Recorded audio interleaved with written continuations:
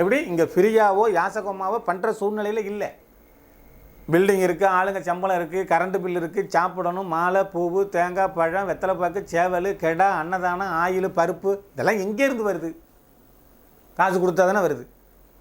யாசகமாக ஃப்ரீயாக இங்கே பிரசன்னம் பார்க்கப்படலை. அதை முதல்ல நல்லா தெரிஞ்சுக்கங்க. பிரசன்னம் பார்க்கணும்னா 1000 ரூபா கட்டி தான் ஆகணும். பார்க்கணும்னா தான், கட்டாயமும் இல்லை.